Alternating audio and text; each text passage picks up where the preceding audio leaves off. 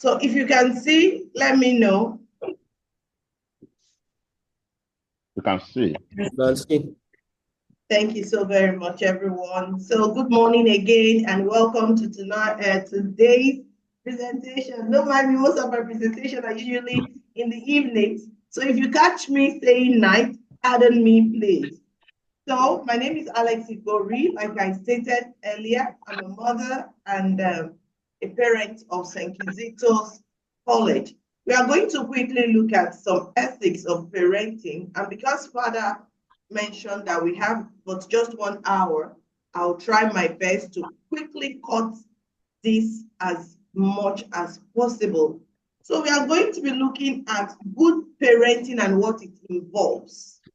Now, good parenting involves a combination of qualities and actions. A combination of qualities and actions that promote a child's physical, emotional, social, and cognitive development. You're not talking just in the aspect of emotional. Or neither are you talking in just about the social life of a child.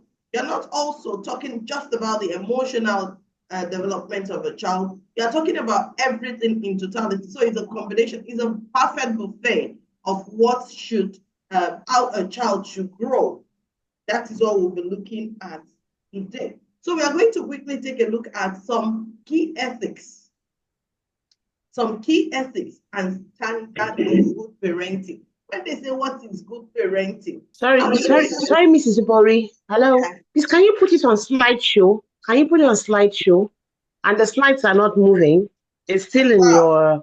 It's funny enough, Yes. I'm seeing it as slide here. Okay, I'll do that. Thank you for notifying me. Thank you.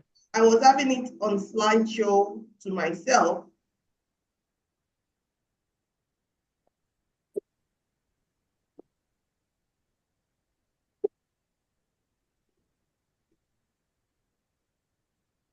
Let me know how you're seeing it. It's on slideshow now. It's on slideshow now. Thank you. Yes, thank you. So what are we talking about? We are going to talk about a lot of things that are put together that can really pinpoint that this can form the ethics and standard of good parenting. Let's think about unconditional love and acceptance. Unconditional love and acceptance.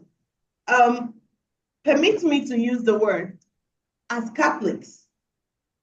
Father is a Catholic priest. Catholics, you have been given the job of parenting a child. It now lies on you to love that child unconditionally and accept that child. When we talk about parenting and love for children, most of the time, these are tests. When you have a child, especially those that have a child who is challenged, a child who has a little disability, or a child who is just a little bit delayed, or a child whose sex was not what you were expecting. Yes, that is a very big one. A child whose sex you were not expecting. We've had cases of where you will get to hear, oh, the father just left because the woman just gave birth to another girl child. He just left and is refusing, or you are in denial of what you are faced with. So one of the ethics and standard of good parenting is that unconditional love and acceptance. You do not choose what or who your child will be. Neither did your child choose who will be their parents. And let's quickly take a look at you providing a nurturing environment where that child is also going to be loved and accepted. Because when a child comes and a child notices that, oh, even the parent that birthed me, they don't really love me, then it's going to be a serious case. How is the child going to face the society when where the child is coming from is a little bit toxic or unacceptable? Let's take a look at consistency and boundaries. I'm going to try and make them as fast as possible. Consistency and boundaries. Setting clear rules. Setting clear rules. I am a parent. I may be your friend and still be your parent, but I cannot in totality be just your friend. I am not just your friend. I am your parent. So we need to state that clearly. Let that boundary be known. We are going to talk. We are going to play. We are going to have fun. But you need to know that apart from being your friend or outside of being your friend, I am also your parent. So we need to state clear rules, engage a lot of self-discipline things in the house. You as a parent, you have to be disciplined so that whenever you're trying to inculcate a particular thing to your child, they would have followed the monkey say or monkey see, monkey do kind of thing. It will not just be what your parent is saying or what you as a parent is saying, but you are not keeping it. You cannot be on the phone and be telling somebody, okay, I am currently in Abuja and you are in your bedroom in Lagos and your child is saying it. So you need to let them know that there are boundaries. I need to be truthful. I need to be consistent in what I'm doing to you as my child, as a parent. But whatever it is I want you to practice, I am practicing it.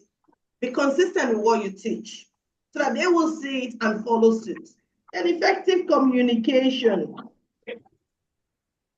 Engage in open and honest communication with your children. Honesty from old is still the best policy. Teach them honesty.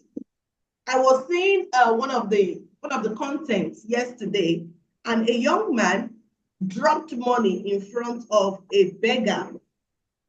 He purposely dropped money in the front of a beggar, and what happened? He did as if he didn't know. The lady carried everything, tied them up in a wrapper, and feigned not knowing. So the young man came back and asked for the money that fell. The woman said she didn't see any money. She only attested to seeing it when they told her that the camera was looking. Now, this is a woman who was actually asking for assistance.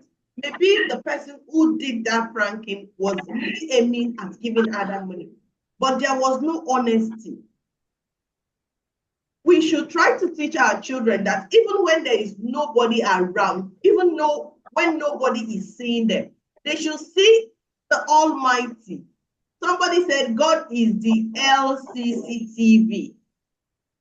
LCCTV. That is, I think that's one of the Gen Z words now. God is LCCTV. He's the best of all CCTV around. So he sees what we do in the secret of secrets.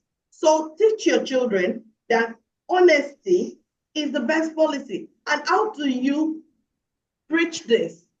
By having an effective communication, letting them know that they can really talk to you, letting them know that no matter how bad anything is, they can let you know. And by the time you as a parent, you're correcting, you correct in love. I spoke about positive role modeling when I was talking about consistency and boundary. Positive role modeling is you just doing what you want them to do. You cannot say A and practice B. They are watching you. I have toddlers at home, two 5-year-olds. They are twins. Recently, what this young chaps does, I and their dad look at like, so are you telling me these boys have been watching? They do some things and you are like mouth open. So you mean this child was looking at this, and they repeat verbatim everything they see you do. So if you know that you have children and you want them to tilt toward positive lifestyle and everything, then you as a parent, you don't have any choice but to act positively in everything you do.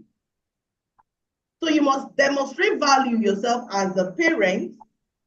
You also make sure whatever it is your behavior is also positive, because your children are going to be emulating whatever it is you are dishing out.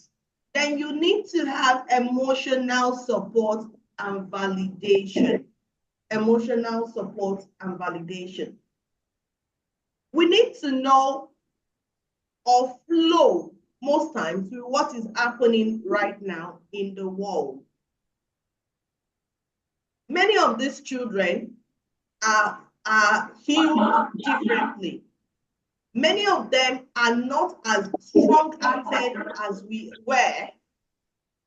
Many of them cannot take some shocks like we or how it used to be. So you need to teach your children that, oh, no matter what you're going through, I understand. Talk to them.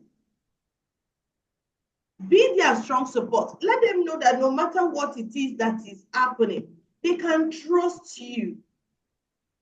They can trust you. When they trust you, you're not going to castigate. Instead, you're going to correct with love. Let them know that that person outside may not be able to support them emotionally better than you who birthed them. So they need to be assured that you are always there for them. But I know our children have a way of, somebody will say mumu button. Yes, they most times have our mumu button. But we should not let that be watered down by what we as parents really need to do. Then we are going to be talking about respect for individuality. When we talk about respect for individuality, we'll be talking about the child respecting, appreciating. You don't judge a child by what another child is doing. Please note, every child is unique in their own way. If you really pay close attention, you will discover that you have a champion in that child. You will see in schools, they have sects like the science classes, the art classes, the commercial classes. This is because not everybody will tilt toward being a science student.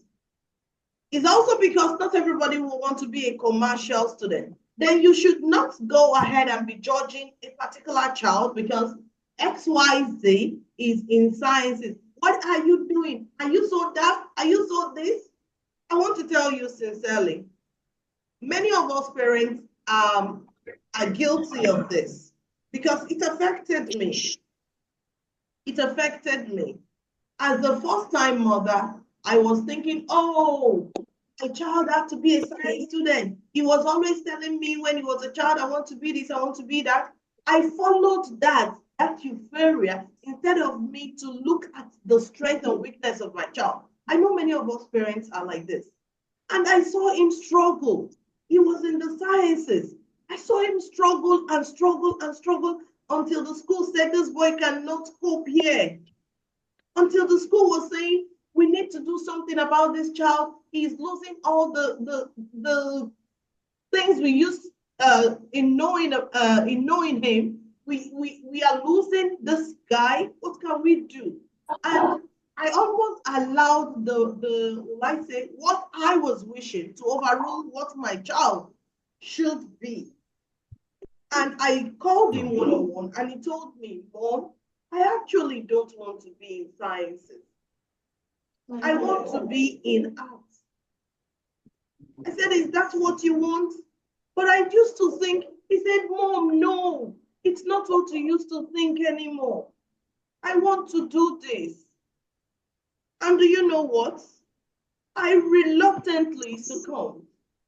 We spoke together, the dad and I, and we said, okay, please go to where you want to. Ladies and gentlemen, he was celebrated as the best graduating student in arts. Yes, he was celebrated as the best graduating student in arts. This is someone we were pushing to go into the sciences. So you need to respect individuality. Don't say because somebody is doing this here, you want that your child to follow suit when you know they are not of the same strength. They are struggling. And we have to look at Accountability and apologies. Accountability and apologies. When mistakes are made, please, parents, let us learn to accept and apologize. I'm sure your children, it's alien to most of them when you say you're sorry. I'm smiling because my son will say, this one that you said you are sorry. I hope all is well. So accountability and apologies, we need to be accountable for whatever it is we are doing, and we also need to apologize when we know we have done something wrong. Then prioritizing quality time. We need to make bonding possible in our home. It is when we have this bonding time that we know what our children really know or what they have kept to themselves. We know it's been busy in the world today. It's been a very busy time in the world today because everybody is trying to make ends meet.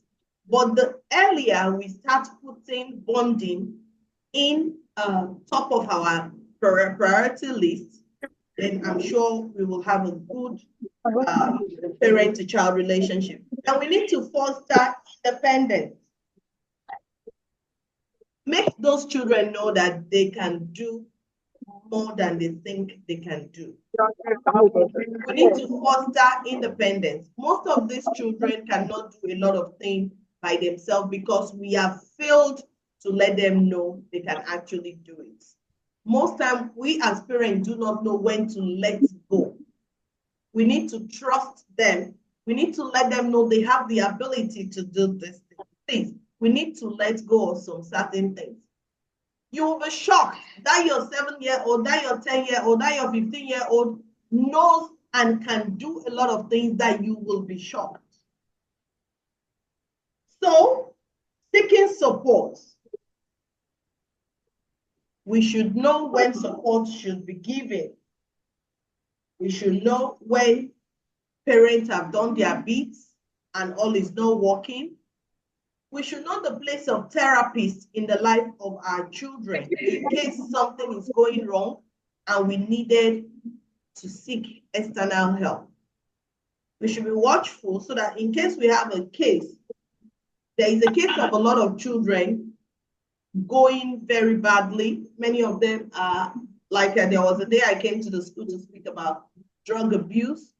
Many children are trying substances right now. If you are bonding with them, you will one day find out something is wrong somewhere. So seeking support when needed, you will need to look for maybe a therapist to help you with that. Then practicing self-care. We need to teach our children how to take care of themselves. We need to teach our children how to love themselves.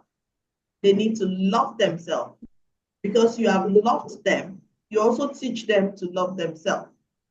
I was giving a training on Tuesday about what leads to low self-esteem, and many of this is part of it. They need to practice self-care, self-love. Then staying involved in their education. I think this Zoom is going to end in the next 6 minutes. So I'm going to try and wrap up, and I'm sure maybe Father will reinitiate the Zoom so that we'll send another link. We'll send another link once. Okay, so I'm trying to quickly see how I can finish this in the next 5 minutes so that we can then listen to Father from there. I'm almost through because I had to give an abridged version today. So staying involved in the education, I want to plead with all parents. Some parents, it has been registered that some parents, for one reason or the other, will not want to partake in their children's education. Analysis has been taken, and most often it is found that most men who were disappointed at the birth or the sex of a particular child will not want to support the child's education. Now, when your child is moving from class to class, when there is an open day, when there is something that had to do with their education, please, I want to urge us all parents that we should be involved. We may not all know how to solve mathematics. We may not all know how to speak English.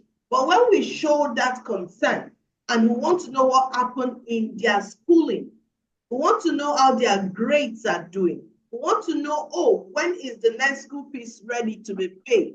When we know all this, the child will feel loved and taken care of. And I'm sure by this you're going to have a total child. Then the last on the list is expose them to the fear of God. If these children have the fear of God from infancy, from when they are birthed, you let them know that there is a supreme being. Whatever it is you believe in, expose them to it. Let them know that there is a cause and effect. Whenever something is done wrong, something actually likely to happen.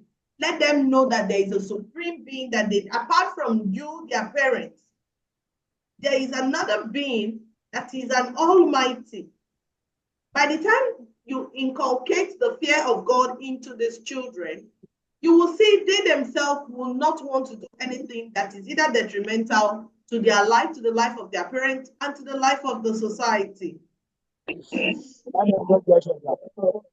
want to say a very big thank you to Ross. I have to quickly do an abridged version of what I did the last time, and I hope we've been able to cover a little ground. So if Father reinitiates the Zoom, if anybody have questions, I will want to take that. I want to say a very big thank you to all parents. Thank you so much for your attention. And I hope you were able to jot down a little thing, irrespective of how fast and how uncoordinated it might be looking like this morning. Thank you so very much, parents, for this time. I really do appreciate. I am still Alex Igori. God bless you. Thank you.